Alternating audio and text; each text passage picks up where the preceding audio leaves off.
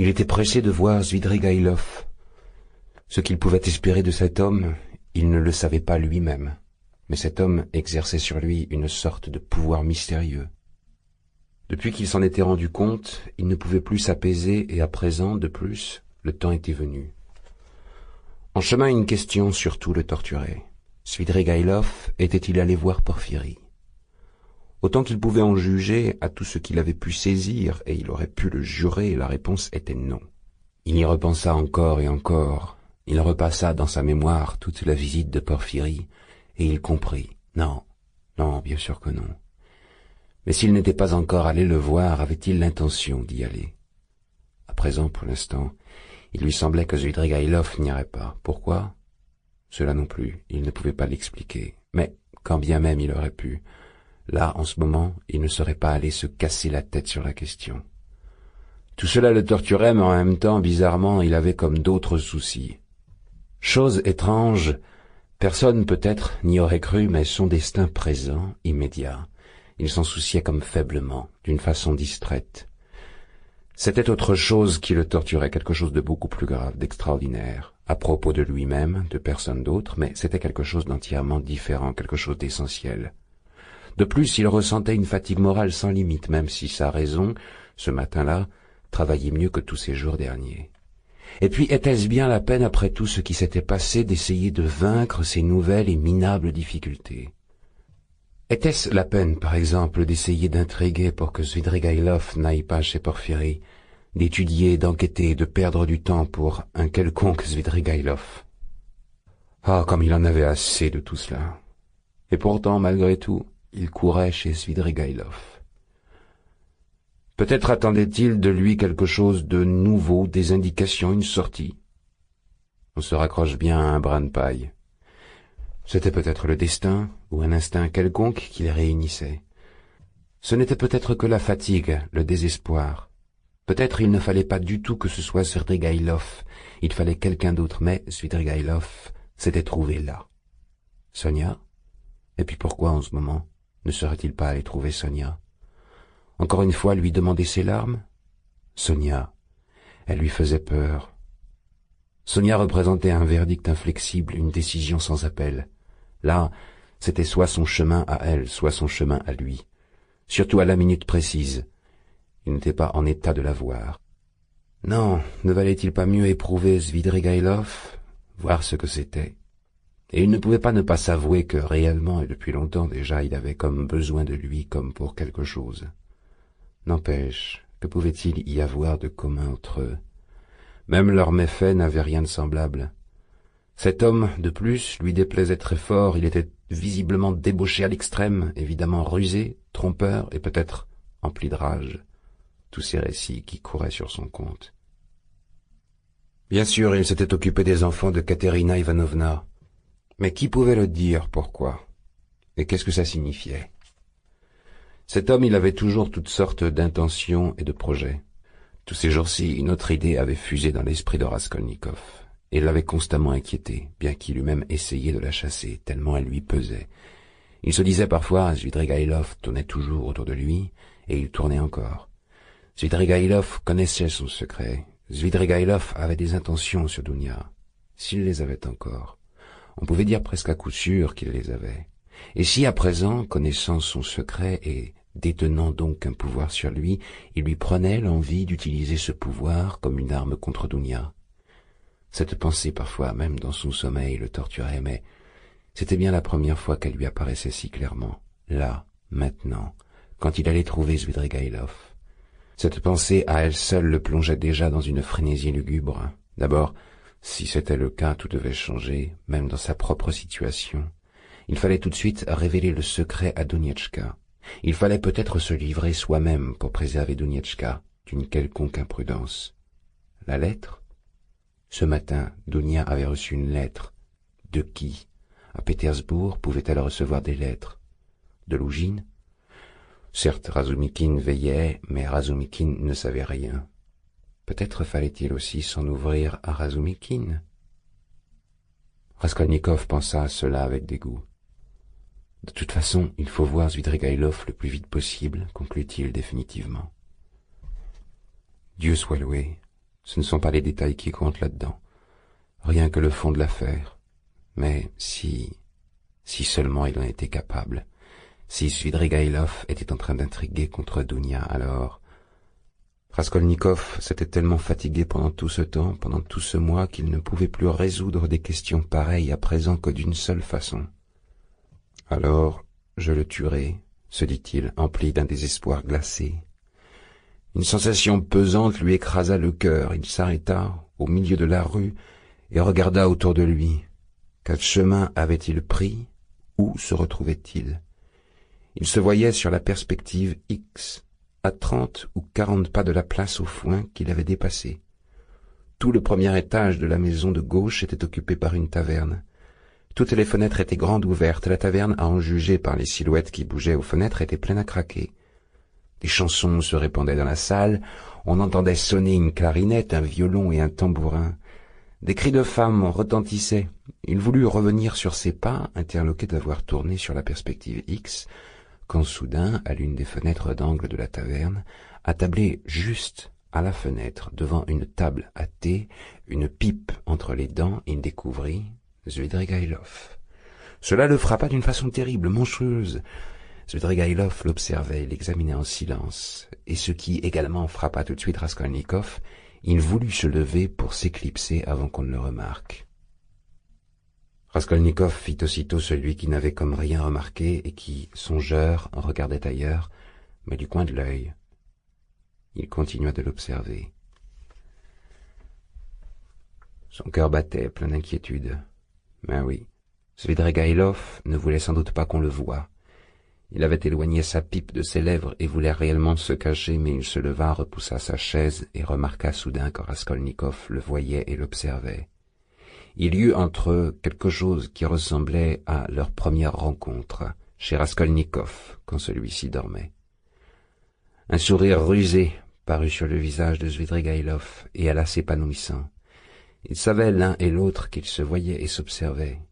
Svidrigaïlov finit par éclater d'un rire sonore. « Allez, allez entrez puisque vous y tenez, je suis là !» lui cria-t-il par la fenêtre. Raskolnikov monta dans la taverne. Il le trouva dans une minuscule pièce reculée à une fenêtre attenante à la grande salle où, devant une vingtaine de petites tables aux cris farouches d'un chœur de chanteurs, des marchands, des fonctionnaires et toutes sortes de gens buvaient du thé. On entendait quelque part claquer des boules de billard. Il y avait sur la table de Svidrigaïlov une bouteille de champagne entamée et un verre encore à moitié plein.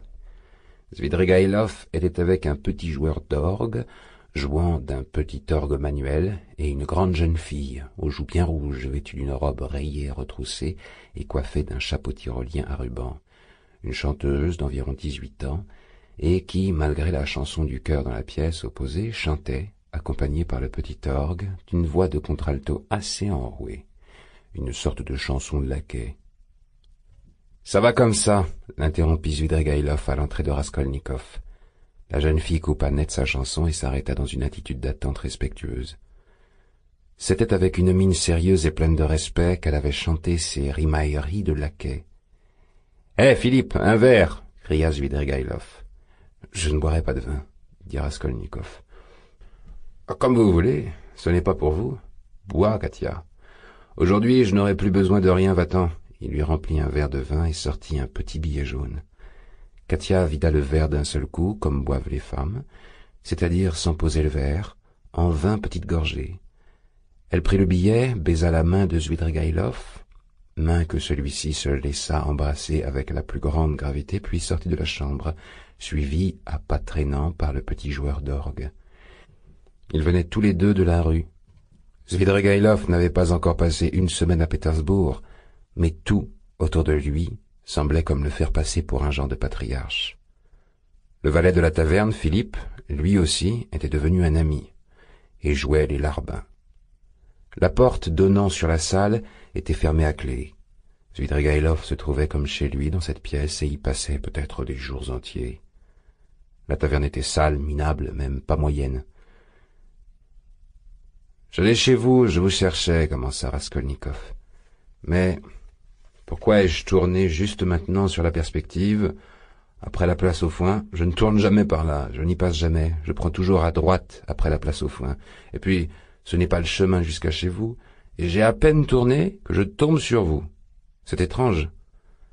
Pourquoi ne pas dire carrément que c'est un miracle? Parce que, si ça se trouve, c'est seulement un hasard. Ce caractère qu'ils ont, ces gens, fit Svidrigaïlov en éclatant de rire. Il refuse de l'avouer, même si au fond de lui-même, il y croit au miracle. Vous le dites vous-même que, si ça se trouve, ce n'est qu'un hasard, et c'est faussard qu'il y a ici, pour ce qui est d'avoir une opinion à soi. Vous n'imaginez pas, Rodion Romanitch. Je ne parle pas de vous. Vous avez une opinion à vous, et vous n'avez pas eu peur de l'avoir, c'est par ça que vous avez éveillé ma curiosité. Et par rien d'autre? C'est bien suffisant. Svidrigaïlov se trouvait visiblement dans un état d'agitation, mais juste un tout petit peu. Il n'avait bu de vin qu'un demi-verre. Je crois que vous êtes venu me trouver avant de savoir que j'étais capable d'avoir ce que vous appelez une opinion à soi, remarqua Raskolnikov. Là, c'était autre chose. Chacun suit son chemin. Quant au miracle, il me semble que, depuis 2 ou 3 jours, vous ne faites que dormir. Cette taverne, c'est moi qui vous l'ai indiquée. Et il n'y a pas le moindre miracle si vous êtes venu directement. Je vous avais expliqué le chemin, je vous avais dit l'endroit, l'emplacement et les heures où j'étais susceptible de m'y trouver. Vous vous souvenez? J'avais oublié, répondit Raskolnikov étonné. Je vous crois. Je vous l'ai dit 2 fois. L'adresse s'est gravée dans votre mémoire machinalement. C'est machinalement que vous avez tourné ici, et pourtant à l'adresse exacte, sans le savoir vous-même. Quand je vous ai parlé d'ailleurs, je n'espérais pas trop que vous compreniez. Vous vous trahissez vraiment beaucoup, Rodion Romanitch. Et, tenez, je suis convaincu qu'il y a beaucoup de gens à Pétersbourg qui parlent tout seuls en marchant. C'est une ville de gens à moitié fous. Si nous avions des sciences, les médecins, les juristes et les philosophes pourraient faire les études les plus précieuses sur Pétersbourg, chacun dans sa spécialité. Rares sont les endroits qui ont une influence plus lugubre, plus violente, plus étrange sur l'âme des gens que Pétersbourg. Et rien que les influences du climat, et en même temps, c'est le centre administratif de la Russie, son caractère doit se refléter surtout. Mais il ne s'agit pas de ça pour le moment. Ce dont il s'agit, c'est que ça fait plusieurs fois que je vous observe. Vous sortez de chez vous, vous vous tenez encore la tête droite, vous faites 20 pas, vous la baissez déjà, vous vous croisez déjà les bras dans le dos, vous regardez et c'est clair, ni devant ni à côté, vous ne voyez plus rien. Ensuite, vous commencez à remuer les lèvres et vous parlez tout seul et en plus parfois vous vous libérez un bras et vous déclamez. Et puis enfin, vous vous arrêtez au milieu du chemin et longtemps. Ça, ce n'est pas bien du tout, n'est-ce pas? Peut-être il y a d'autres gens qui vous remarquent en dehors de moi, et ça, c'est très préjudiciable. Moi, au fond, ça m'est égal, et je ne vous guérirai pas, mais vous, bien sûr, vous me comprenez, parce que vous savez qu'on me surveille? Demanda Raskolnikov, l'observant d'un regard scrutateur. Non, je ne sais rien, répondit Svidrigaïlov, comme avec surprise. Alors, laissons-moi tranquille, marmonna renfrogné Raskolnikov. Fort bien, nous vous laisserons tranquille. Dites-moi plutôt, si vous venez boire ici, et si vous m'avez fixé 2 rendez-vous pour que ce soit moi qui vienne vous voir, pourquoi maintenant, quand j'ai regardé la fenêtre depuis la rue, vous vous êtes caché et vous vouliez partir? C'est une chose que j'ai très bien remarquée. Et vous, pourquoi, quand j'étais chez vous sur le seuil, êtes-vous resté couché sur votre sofa les yeux fermés en faisant semblant de dormir, alors que vous ne dormiez pas du tout? Ça aussi, je l'ai très bien remarqué. Je pouvais avoir mes raisons, vous le savez bien. Moi aussi, je pouvais avoir mes raisons, mais vous ne les saurez pas. Raskolnikov baissa son coude droit sur la table, s'appuya le menton sur les doigts de sa main droite et se mit à fixer Svidrigaïlov. Il scruta son visage une bonne minute, un visage qui le sidérait depuis longtemps. C'était un visage comme étrange qui ressemblait presque à un masque, blanc, les joues rouges, les lèvres rouges, pourpres, une barbe d'un blond blanc et des cheveux blonds assez épais. Ses yeux étaient comme trop bleus et leur regard comme trop lourd, trop immobile. Il y avait quelque chose de terriblement désagréable dans ce visage beau et très jeune pour son âge. Svidrigaïlov était vêtu à la dernière mode, de vêtements d'été légers, et il faisait admirer son linge. Il portait au doigt une bague énorme avec une pierre précieuse. « Mais avec vous aussi, il faut que je traîne alors, » dit soudain Raskolnikov, affichant sa volonté de défi avec une impatience convulsive. « Même si c'est vous peut-être qui êtes le plus dangereux, si vous voulez me nuire, mais malgré tout, je n'ai plus envie de me torturer. Je vais vous montrer que je me soucie de moi beaucoup moins sans doute que vous ne croyez.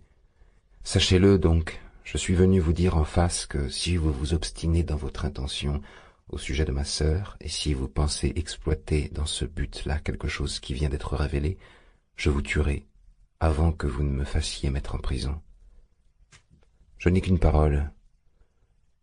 Vous savez que je saurai la tenir. Ensuite, si vous avez quelque chose à me déclarer, parce que j'ai toujours eu l'impression, ces derniers temps, que c'était comme si vous vouliez me dire je ne sais pas quoi, déclarez-le vite, parce que je n'ai pas le temps et que peut-être très bientôt ce sera trop tard. « Mais où donc êtes-vous si pressé d'aller » demanda Svidrigaïlov, l'examinant avec curiosité. « Chacun fait les pas qu'il doit faire, » murmura Raskolnikov d'un ton lugubre et impatient. « C'est vous-même qui m'appelez à la sincérité et vous refusez de répondre à ma première question, » remarqua Svidrigaïlov en souriant. « Vous avez toujours l'impression que je poursuis je ne sais quel but, et c'est pourquoi vous me soupçonnez toujours. Ma foi, c'est tout à fait compréhensible dans la situation où vous êtes. Mais si fort que soit mon désir de me rapprocher de vous, je ne me donnerai pas la peine d'essayer de vous persuader du contraire. Je vous jure, le jeu n'en vaut pas la chandelle, et même, je n'avais pas trop l'intention de vous dire quoi que ce soit. Pourquoi avez-vous besoin de moi? Vous tourniez bien autour de moi, non? Simplement comme autour d'un sujet d'observation curieux. Vous m'avez plu par le côté fantastique de votre situation, voilà. En outre, vous êtes le frère d'une personne qui m'a beaucoup intéressé et, enfin, cette même personne m'a si souvent et si considérablement parlé de vous que j'en ai conclu que vous aviez sur elle une influence très grande. Est-ce que ça ne suffit pas? Du reste, je vous l'avoue, vous me posez une question très complexe et il m'est très difficile de vous répondre. Tenez, par exemple, vous, aujourd'hui, vous ne venez pas seulement me voir pour une affaire sérieuse, mais pour je ne sais quoi de nouveau, n'est-ce pas? N'est-ce pas, hein? Insistait Svidrigaïlov en un sourire rusé. Eh bien, figurez-vous après ça que moi-même, déjà en venant ici dans le train, je comptais sur vous, pour qu'à moi aussi vous me disiez quelque chose comme ça, d'un peu nouveau, et que j'ai cette chance, disons, que vous m'en fassiez profiter. Regardez comme nous sommes riches. Profiter de quoi? Comment vous dire? Qu'est-ce que j'en sais? Vous voyez dans quelle fichue taverne je passe mon temps, et ça me plaît. C'est-à-dire, ce n'est pas que ça me plaît, mais bon, il faut bien s'asseoir quelque part. Tenez, ne serait-ce que cette pauvre Katia, vous avez vu, hein? Parce que je serai un glouton, je ne sais pas, un fin gourmet de club, mais regardez ce que je suis capable de manger. Il indiqua du doigt dans un coin une petite table où, sur un petit plat de fer blanc, on voyait les restes d'un monstrueux beefsteak avec des pommes de terre. À propos, vous avez déjeuné? Moi j'ai mangé un peu, je n'ai plus faim. Le vin, par exemple, je n'en bois pas du tout. À part le champagne, rien. Et même le champagne, de toute la soirée, je n'en prends qu'un seul verre. Et encore, ça me fait mal à la tête. C'est maintenant, là, pour me remonter un peu que j'en ai commandé, parce que je me prépare à me rendre dans un certain endroit, et vous me trouvez dans un état d'esprit particulier. C'est pour ça, tout à l'heure, que je m'étais caché comme un gamin, parce que je pensais que vous alliez me déranger, mais je crois, il sortit sa montre, que je peux passer avec vous une petite heure, il est 4h30. Vous me croirez si, au moins, si j'étais quelque chose, propriétaire peut-être, père de famille ou quoi, oulan, photographe, journaliste, mais rien du tout, aucune spécialité. Même de temps en temps on s'ennuie, vraiment. Je croyais que vous me diriez quelque chose d'un peu nouveau. Mais qui êtes-vous donc et pourquoi êtes-vous venu ici? Qui je suis? Je suis noble, j'ai servi 2 ans dans la cavalerie, puis j'ai traîné ici, à Pétersbourg, je me suis marié avec Marfa Petrovna, et j'ai vécu à la campagne. Voilà ma biographie. Vous êtes joueur, je crois. Joueur, moi? Non. Un tricheur, ce n'est pas un joueur. Parce que vous avez été un tricheur? Oui, j'ai été un tricheur. Et alors, vous vous êtes fait rosser? Ça m'est arrivé, pourquoi? Bah, on pouvait vous provoquer en duel, en général, ça anime. Je ne veux pas vous contredire, et puis je ne suis pas expert dans l'art de philosopher. Je vous avoue que c'est surtout pour les femmes que je me suis précipité ici. Juste après l'enterrement de Marfa Petrovna? Bah oui, fit Svidrigaïlov avec une sincérité toute triomphante. Et alors? Vous pensez que c'est mal, j'ai idée, si je parle des femmes d'une façon aussi franche? C'est-à-dire, si je pense que la débauche c'est mal? La débauche. Comme vous y allez. Du reste, je vais d'abord vous répondre sur les femmes en général. Vous savez, j'ai envie de causer. Dites, pourquoi je me retiendrai? Pourquoi renoncer aux femmes si j'aime ça? Au moins ça occupe. Alors ici, vous n'espérez que la débauche. Et alors? Va pour la débauche. Ils y tiennent à la débauche. Mais j'aime au moins la franchise de votre question. Dans cette débauche, au moins, il y a quelque chose de constant qui est basé même sur la nature et qui ne dépend d'aucune fantaisie, quelque chose qui reste dans le sang comme une espèce de braise toujours brûlante, quelque chose qui vous pousse toujours et que vous n'éteindrez pas de sitôt, et même avec les années peut-être.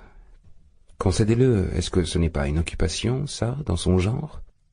Je ne vois pas ce qu'il y a de réjouissant. C'est une maladie et dangereuse. Ah, vous allez par là. Je veux bien, c'est une maladie, comme tout ce qui passe la mesure. Et c'est obligatoire, il faut passer la mesure. Mais ça, d'une part, n'est-ce pas, c'est comme si pour l'un et c'est comme ça pour l'autre. Et deuxièmement, c'est évident. S'il faut garder la mesure tout le temps, faire des calculs, même s'ils ne sont pas très nobles, qu'est-ce que vous voulez?